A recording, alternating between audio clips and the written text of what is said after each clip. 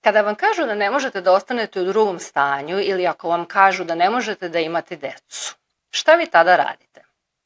Da li jednostavno prihvatite svoju sudbinu i kažete ok, to je to, gotovo je, ili nastavljate da se borite? E pa, moja današnja gošća je izabrala borbu. I to ne samo onu medicinsku, već i duhovnu. Njena priča je sve, samo nije obična. Kada je saznala da njen suprug nikada neće moći da ima dece, ona se okrenula veri. Tako da današnja tema, naravno, jeste neplodnost i problem začeća, ali ćemo to da gledamo i da pričamo o tome sa jedne druge strane. Pričat ćemo o snazi vere. Pričat ćemo koliko zapravo prava, istinska vera može da pomeri granice. Pričat ćemo o tome kako ćemo da spojimo medicinsko i duhovno.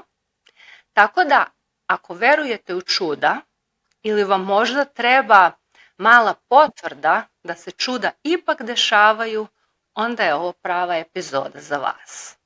Počinjemo. Marija, dobrodošla. Hvala puno, Vanja. Pozdrav tebi i tvoje porodici.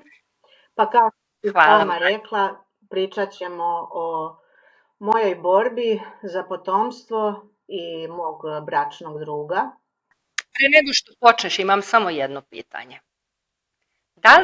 Da li si uvek imala tu snažnu veru i verovala u duhovno, ili je vera postala jača nakon onoga što se tebi desilo? Pa vera je postala jača nakon toga što se desilo. Bukvalno u jednom momentu je moj krik i moj jeca i vapaj toliko bio jak da ja prosto više nisam znala šta da uradim i kako da postupam. Jednostavno predala sam se Bogu, sve u Božjim rukama, i rekla sam, ako je suđeno da ja i moj partner imamo zajedno dete, bit će, ako nije, to je to. Ja ću tebe pustiti da pričaš, ti lepo kreni od početka. Ja ako mislim da negde treba da uskočim nešto da te pitam, ja ću te pitati. Ali ti lepo počni svoju priču i mene isto interesuje kako se to razvijalo. Nema problema.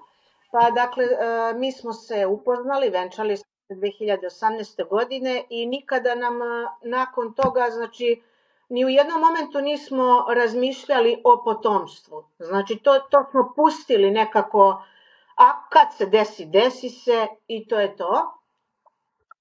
Kao i naravno.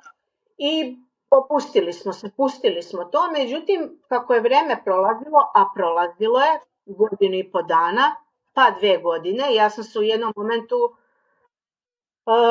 stala sam i zapitala sam se, pa čekaj, pa mi se ne čuvamo, ništa se ne dešava. Znači, nije bilo sad da sam ja pošto poto htela tog momenta dete, ali prosto nekako imala sam taj neki crv sumnje zašto se ništa ne dešava. Nismo se čuvali, prosto nekako počelo je to da me brine.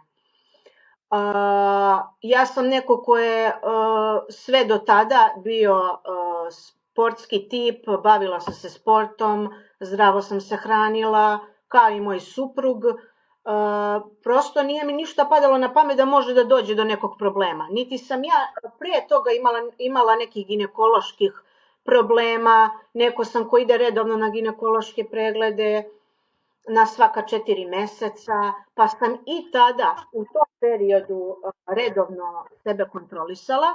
Međutim, ajde ponovo da proverim da nije možda nešto u međuvremenu se desilo, međutim ne, sa mnom je sve savršeno funkcionisalo, ali sam svom partneru predložila da on ode da se prekontroliše, jer verujem mu, znam da vodi računa o sebi, o svojoj ličnoj higijeni, ali otišao je da se pregleda. Sećam se tog dana, vratio se uveče sa posla, vidno uznemiren, vidim da je plakao, ušao je u stan i samo me pogledao i rekao ništa nije u redu. Ništa nije u redu, od ovoga nema ništa, i otišao je u drugu prostoriju. bacio je ispred mene te neke nalaze, gde ja u tom momentu nisam baš najbolje govorila francuski jezik. Ja ti inače živiš u Ja Parizu, živim za u one koji... Parizu, da, već...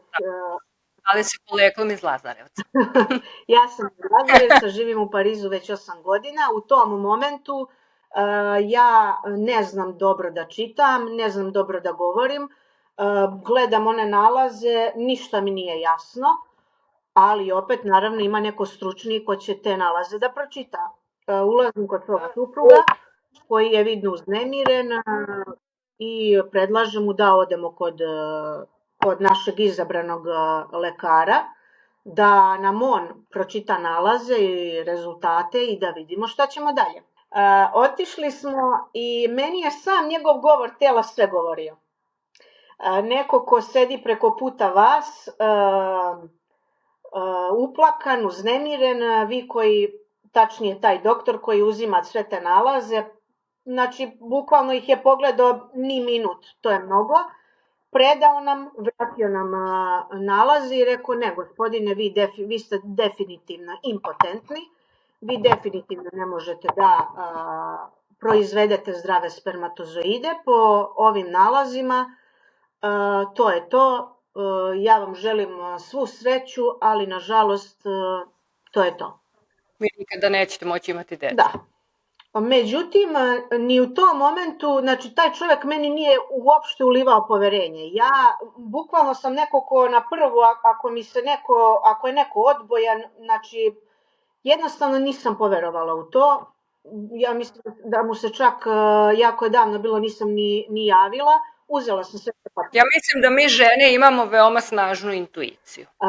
Meni je moj stomak govorio da apsolutno ne trebam da mu verujem i toliko je taj njegov govor tela bio je užasno neprijatan i prepotentan, a ja takve ljude ne volim. Spakovala sam te papire, okrenula sam se i otišla, gde me suprug smirivao i u fazonu je bio, ej pa čekaj, pa zašto si tako otišla? Ja sam rekla ne, zaboravi za ovu noć, ova noć nije ni postojala, mi idemo dalje. Otišli smo kod drugog doktora, 3., 4., 5. Moj muž je konstantno radio, znači na svakih 3 nedelje je radio spermogram, nijedan mu nije dobar. I tu već kreću ozbiljni problemi, sad između nas dvoje, gde on... Samo prije nego da pitam, koliko je bila pokretljivost spermatozoida, koliko procenata su mu... Jako mala. Mislim da je bila između 2 i 8%. Znači jako malo, znači mrtvih spermatozoida, slabo pokretnih i veličine tih spermatozoida nisu bile kako treba. Jednostavno, to je ono što sam ja razumela i što je meni rečeno. Najprva stvar u tom momentu koju možete da uradite je da googlate i da tražite, da ispitujete o tome, znači apsolutno ništa od toga, znači ni googlanje, ni tražanje po internetu, ništa, znači to je jako loša stvar koju parovi rade, ali dobro sad. Šta je tu je? Rekla si da su krenuli problemi između vas dvoje. Krenuli su problemi između nas dvoje, jer ne znam da li je to do našeg balkanskog mentaliteta, ali nekako meni kad neko kaže ne može, tek tad može. Znači meni je to bio samo još veći pogon da ja tek sad, iako problem nije bio u meni, ali jednostavno u tom momentu ja da sam mogla moje zdravlje da dam u mom suprugu, ja bi mu dala. Znači... A kako si se ti osjećala kada si shvatila da problem nije do tebe, nego da tvoj suprug ima problem? Kako je to na tebe lično utjecalo? Meni je bilo užasno i sad kad se setim svega toga, meni je bilo užasno i čak mislim da bi mi lakše bilo da znam da je do mene problem, nego do osobe do koje mi je stalo. Opet ponavljam, da sam u tom momentu mogla da mu dam moje zdravlje, dala bi mu. Znači, ali jednostavno ja sam ta koja nije odustajala. On je meni pakovo kofere, idi, nađi nekog ko je zdrav, idi, skloni se, meni je tebe žao, ti si ovdje došla sama, bez nigde ikog, boriš se, i sad još ovo da te snađe, prosto i njemu je bilo žao mene i meni je bilo žao njega. Da, tačno znam o čemu pričaš, da? Tako da u tom momentu je najbitnije da se dve glave smire, da to sve prenoći, da odstoji i dali smo vremena. U međuvremenu ja sam na svoju inicijativu zakazala ginekološki pregled kod neke XY osobe. No, veće je bilo i sad uputili smo se ka toj ordinaciji, a generalno ovdje su sve ordinacije po nekim stanovima. To su sve neki stanovi, znači ne postoji neka klinika sad ili laboratorija gdje ćete vi vidite sad, ne znam, natpis ili nešto, to su sve neki stanovi. I sad ja kako sam prilazila tom stanu, meni je bilo strašno jezivo, odbijalo me, znači nema šanse da ja uđem u taj stan. Ali šta je tu je? Ušli smo u taj stan, bila su nam otvorena vrata, nije postojala čak ni čekaonica, čekali smo u tom nekom hodniku. Međutim, ja sam primetila da oko sebe vidim sve neke antikvitete kineskog porekla. I pretpostavila sam da je reč o nekoj osobi kineskog porekla. Izašla je gospođa kineskog porekla, po mojoj proceni mislim da je imala blizu 70 godina. Dobro, sad je to već priča za sebe. Ja sam ušla u njenu ordinaciju i pomolila se Bogu, prekrstila se, legla na taj krevet i rekla sam, Bože, tvoja sam i neka radi šta hoćeš, šta nema nazad.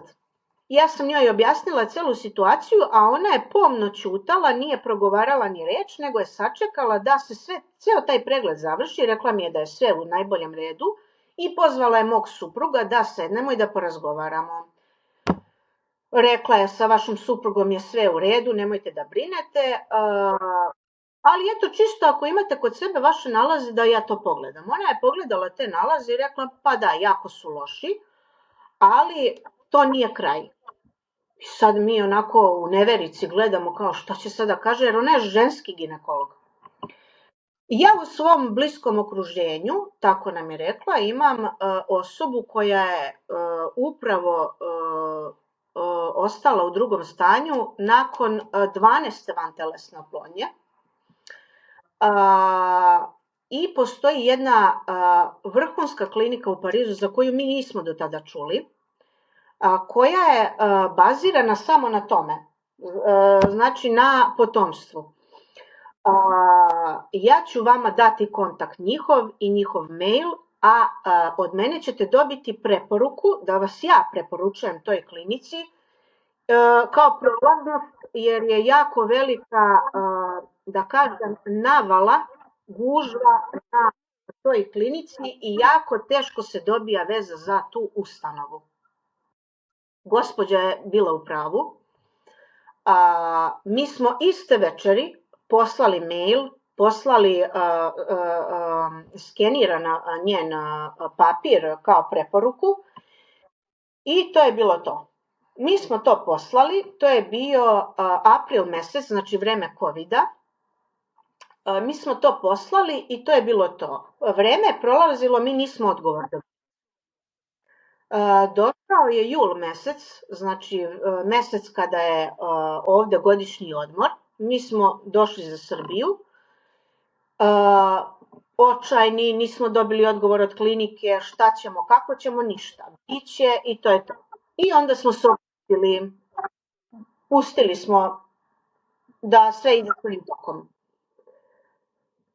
Išli smo na more, vratili se sa mora, opustili se, prestali da razmišljamo o tome i u jednom momentu nam je pala ideja, pošto moj suprug ima rođenog strica koji je monah u jednom od manastira u Jagodini, da ga obiđemo. I ja sam bila u fazonu, naravno, pa to ti je rođeni stric, pa ja moram njega da upoznam. Idemo. Ja sam povela svoje roditelje u tom momentu sa nama i mi smo otišli kod njega, da ja njega zvanično upoznam i da se oni vide, pošto se ne viđaju jako često. Moj suprug jako retko dolazi za Srbiju i eto, bila je prilika da se vide. I tako kako smo sedeli svi ispred manastira, bilo je tu neki 100 stolice, moji roditelji su sedeli sa nama, moj otac je pokrenuo priču. U jednom momentu dok nas je slušao kako se svi upoznamo i pričamo, toliko je taj moj problem njega mučio da je on u jednom momentu rekao, sačekajte, dajte da razgovaramo o problemu koji vas dvoje imate. Kao, ovo je pravo mesto i pravi je moment da se priča o tome. I onda smo mi zamolili moje roditelje da nas ostave same sa njim, da bi mu ispričali kakav problem mi imamo. Oni su nas ostavili, mi smo s njim počeli da pričamo, on je čovjek nas gledao, slušao šta se dešava i ništa nije rekao. Apsolutno. Pitao me da li postim, da li se pričešćujem. Ja u tom momentu nisam bila neko ko svake nedelje ide na liturgije, ko se pričešćuje, znači mirjanin jesam i sve u dozama normale radi, ne idem u neke krajnosti. Moj muž je veliki ateista, on u te stvari ne veruje, za njega je to nepojmivo. Mi smo tu posetu završili i vratili se kući. Sutradan meni zvoni mobilni telefon. Ja ne znam odakle dotičnom gospodinu moj broj telefona, no nebitno. Meni zvoni nepoznat broj, ja se javljam, sećam se da je bila, preko dana nešto bilo, bila sam u dvorištu, pomaže Bog, Bog ti pomogao, ovde otac Justin iz manastira Jošanica, Marija ti si, ja sam.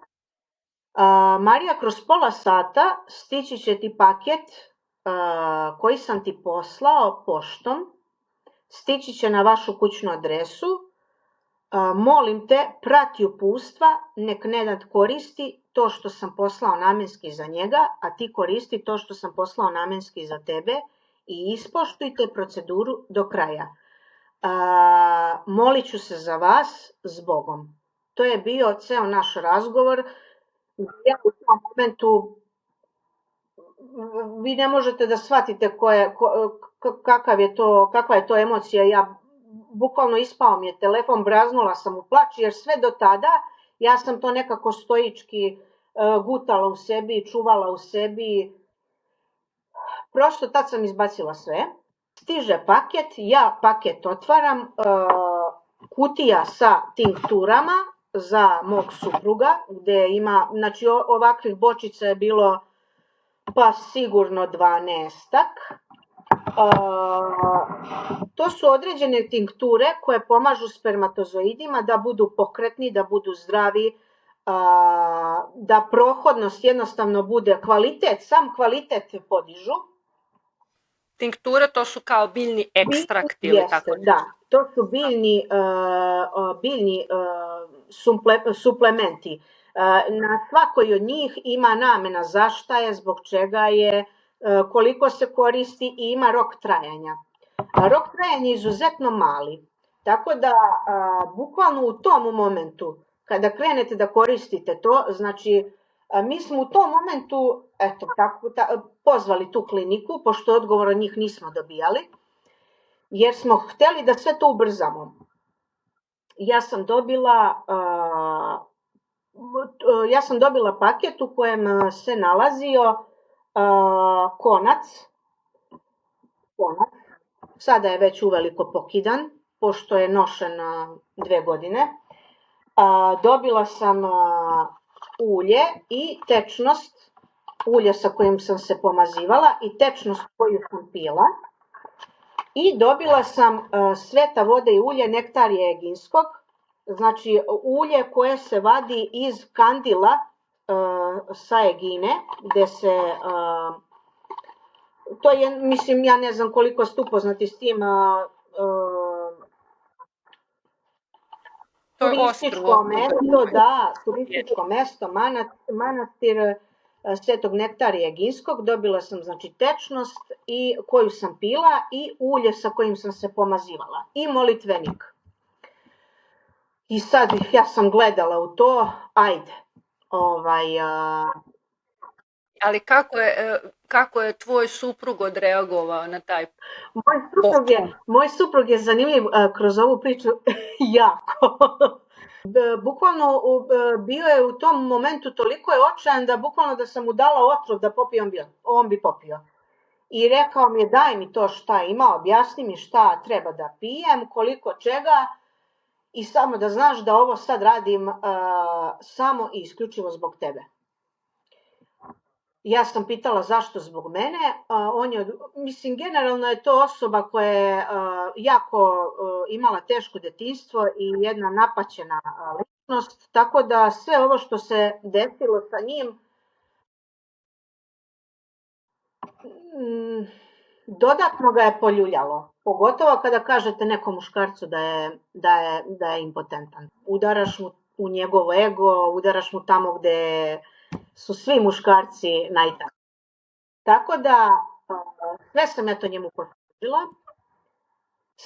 to njemu posložila, objasnila šta da pije, kad da pije i on je tako počeo to da koristi. Mi smo došli za Francusku, znači avgust mesec, vratili smo se za Francusku, on je počeo da radi, pio je to i vodio je računa o ishrani. I koliko ste vi ste to svakodnevno koristili, jel tako? Svakodnevno koristili i to se koristi po više puta na dan. Moj suprug. A ja sam taj konac držala oko stomaka, ja sam se sa njim kupala, ja sam sa njim spavala i ja njega nisam uopšte skidala. Uveče sam čitala molitve i pomazivala se tim uljem i pila tu tečnost. I to je to. Međutim, u nekom momentu sam ja sve pripisujem tome, ali tako neku blagodat sam dobila da je meni sve više i više vuklo ka toj veri, nekako me to privlačilo i sve sam i dublje išla u sve to. Pa sam počela da gledam i određene intervjue, snimke, odlazila sam kod svog duhovnika u Srbiju, koji me saslušavao, koji me savetovao. Znači, apsolutno bez molitve nema ništa. Posle ću objasniti zašto to kažem. Samo još jedno pitanje. Sve to vreme, dok niste naravno išli da proverite sledeći put rezultate, da li je tvoj suprug pio neke dodatne suplemente ili nešto, ili je to bilo isključivo samo to što je onih posla? On nije pio ništa, znači alkohol ništa, ishrana regulisana totalno, cigarete ništa, telefon u količinama, mislim sad, svi mi koristimo telefon u enormnim količinama, ali nije uzimao neke tablete, nešto, bilo šta? Ne. On je koristio samo ove tinkture na biljnoj bazi. Ništa od lekova nije pio. Čak smo pustili, nismo radili posle mesec dana spermogram, nego smo uradili nakon 2 meseca spermogram. Znači, a rok ovih tinktura je bio tipa 8 meseci. Znači, za tih 8 meseci došli smo, on je posle 2 meseca smo radili spermogram, stižu nam rezultati, wow. Znači, jedno ogrevno. Znači, ne znam kako to da opišem. Ja gledam one nalaze, poređujem ih sa prethodnim nalazima, čekaj bre, kako bre, šta je ovo? Je to isto bilo na francuskom? Sve je na francuskom.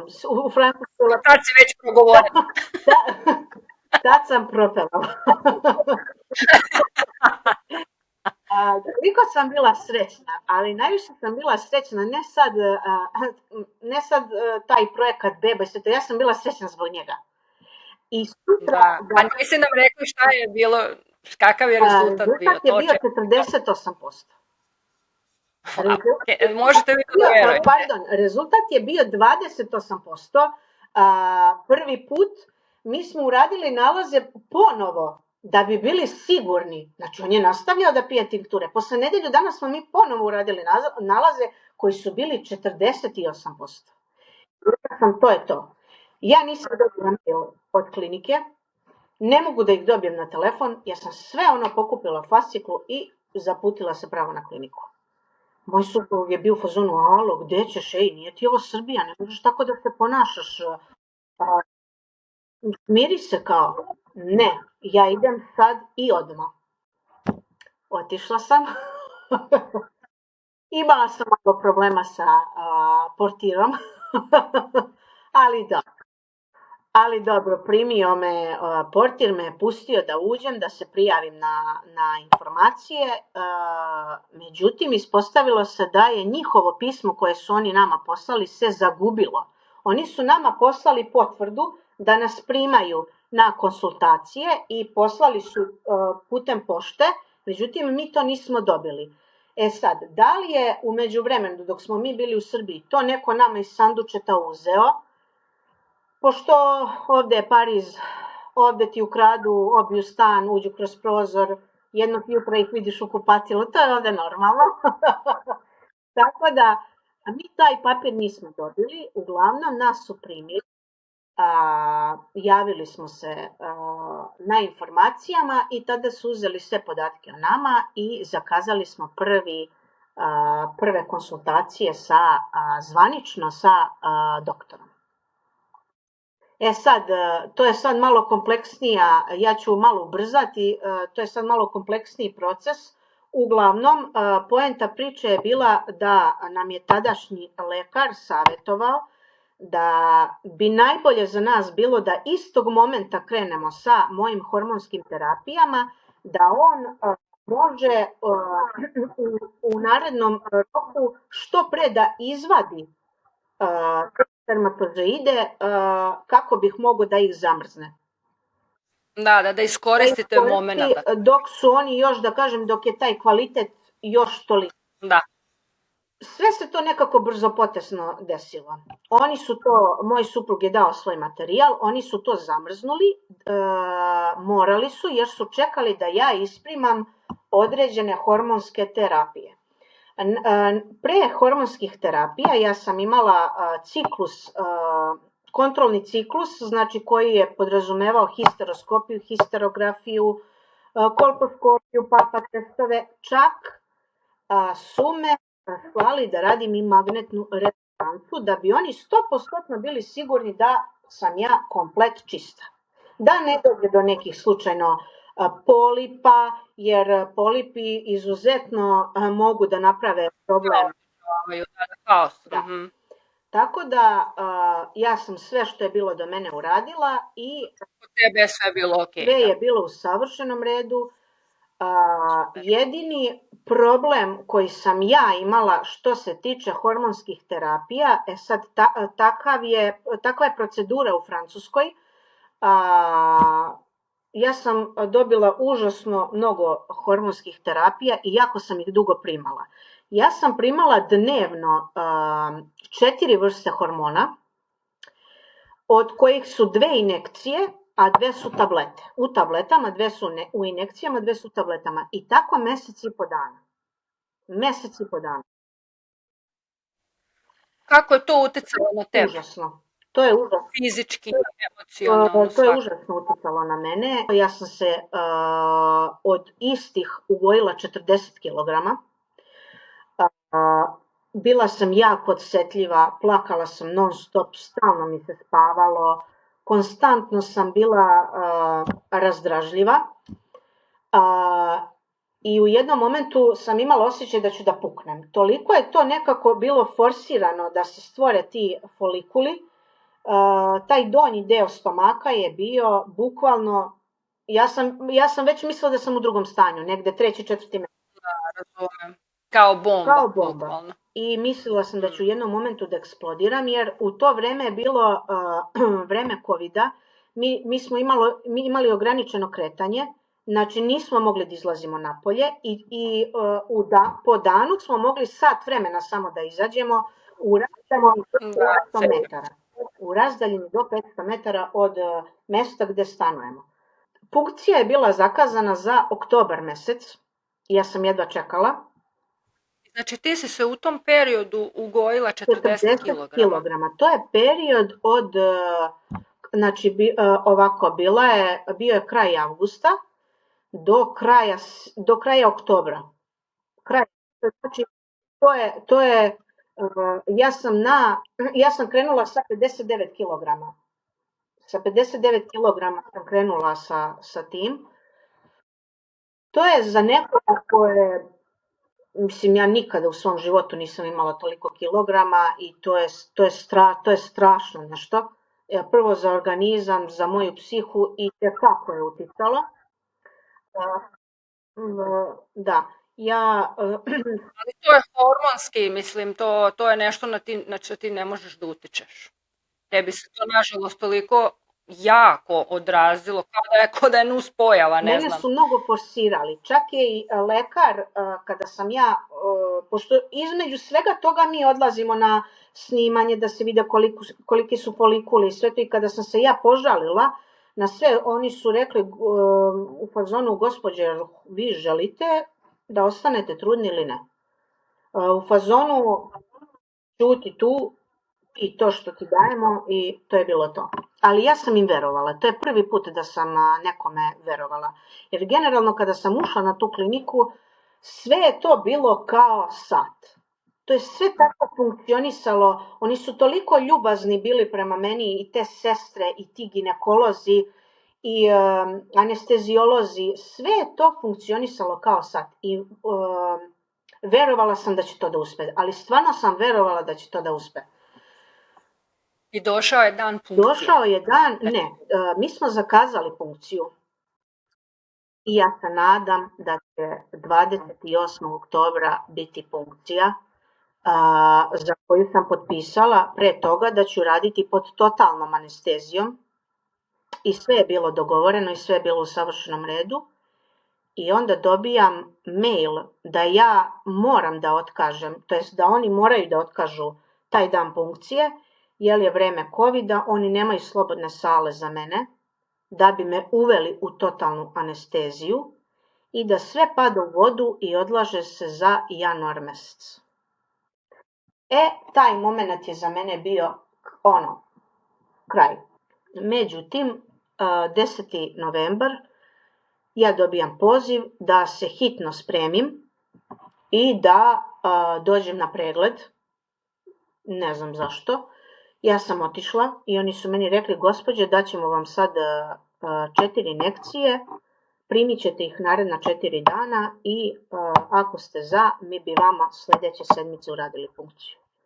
Ja sam u tom momentu pristala da mi rade i na živo i sve šta treba da se uradi, znači ja toliki sam nalet imala da je to prosto ne mogu opisati. Pristala sam na sve gde mi je muž sugerisao, jesi li ti sigurna, znaš li ti šta znači vađenje folikula na živo? Ja sam rekla, idem i to. I ja sam to prihvatila i ja sam otišla. Ovo još nisam. Ja sam to prihvatila i ja sam otišla. Znači ja sam otišla, prijavila se na recepciju, rekla sam stigla, da sam ja spremna, oni su me poslali u svoj apartman, rekli su mi da se obučem u haljinu, određenu koju su mi tada dali, da ništa na sebi ne smem da imam i da će doći personal. Ja sam se spremila, personal je došao po mene, ušli smo u neki lift, znači oni pričaju na francuskom, ja ne znam o čemu oni pričaju, ne znam da li se meni obraćaju ili oni pričaju između sebe, samo sam rekla sebi ti ovo moraš, nazad nema i to je to. Ja sam ušla u tu prostoriju, bilo je 10 njih, legla na taj krevet, Sa moje desne strane bio je prozor kroz koji sam ja mogla da vidim tu laboratoriju gde oni zamrzavaju te embrione.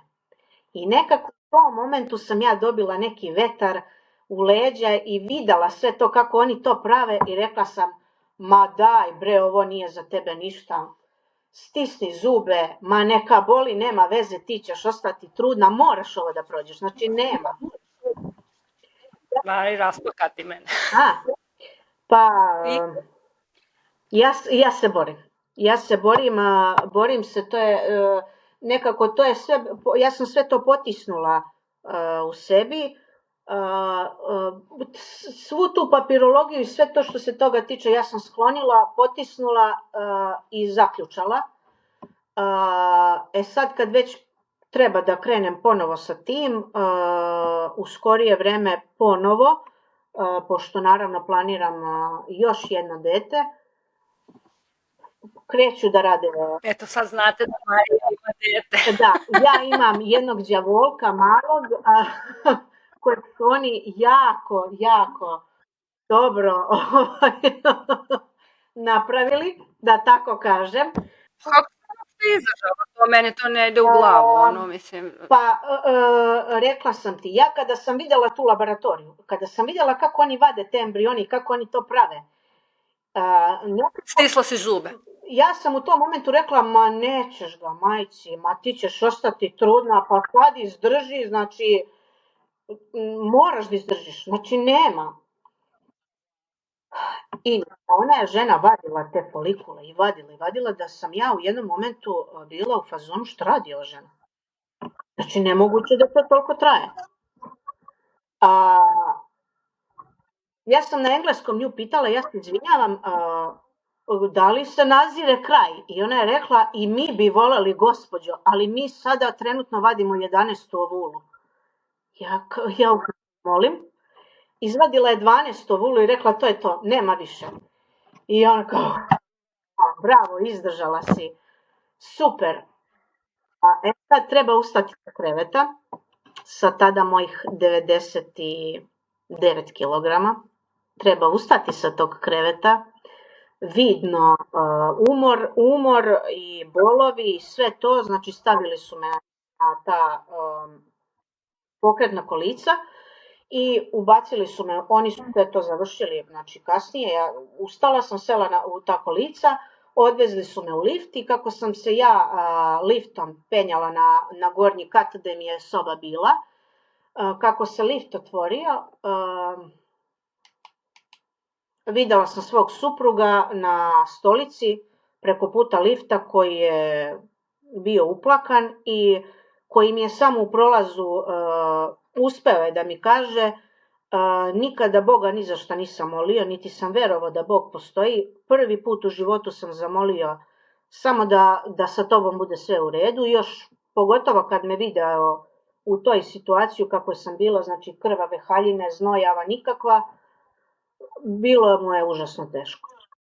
Bilo je užasno teško i meni, ali donekle smo stigli. Nešto se dešava, nešto je urađeno. I tih 12 ovula je meni dalo još veću neku sigurnost. Jer ja u tom momentu ništa nisam znala. Ja nisam znala da je tih 12 ovula garancija da će biti embriona, i da će se bilo šta desiti. I što manje znate o tome, to bolje po vas. Što manje googlate o tome, to bolje po vas. Ja sam rešila da ne palim internet, da ne čitam o tome i rekla sam, ja sam svoj posao odradila i to je to. Ne želim da znam ništa o tome, idem kući, prespavala sam tačnije tu noć u bolnici, mene su svi živi zvali, svi su, dušebrižnici su se svi setili u tom momentu da zovu, da pitaju kako si, uopšte ih nije bilo do tada. Sve sam ja to odsekla, pretekla i u tom momentu sam, to je nekih 29 godina mog života, tada su mi rekli da sam najmlađa na tom institutu, da sam najmlađa žena na tom institutu i u tom momentu sam ja uradila neke rezove u svom životu i bravo, to je bila prava stvar koju sam uradila. I reci mi od tih Da li je jedan od tih 12 Jeste. U tih 12 ja sam dobila pismo, znači dobila sam pismo posle 3 dana da je od 12 ovula da su oni uspeli da naprave 8 embriona i da ćemo 5. dan raditi embriotransfer. Međutim, između 3. i 5. dana, nažalost, 3 embriona su uginula, nisu izdržala živa i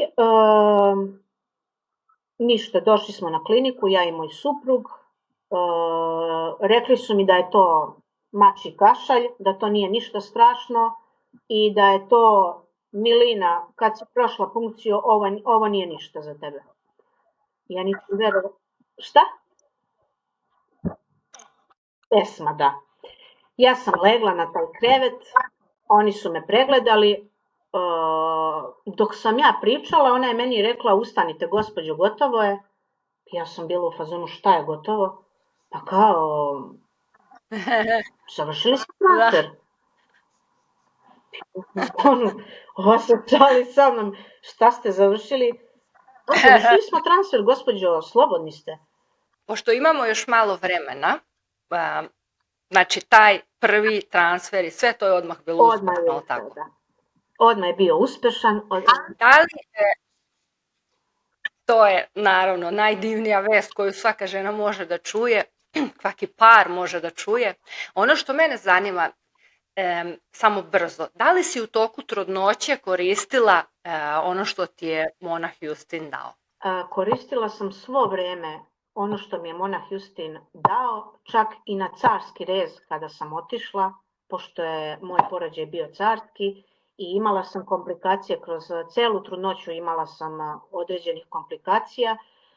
Ja sam svo vreme bila u molitvi i koristila to i ovim putem hvala svim silama nebeskim, jer toliko je ta vera bila jaka u meni i prosto ni jedna medicina, ni jedan čarobni štapić, niko na ovom svetu ne može da vam da garanciju da će to uspeti. Svaka čast svim lekarima i ginekolozima, ali postoji nešto što je jače od svih nas, pa čak ni ta vantelesna iz prvog puta ne bi uspela, to je neko režirao.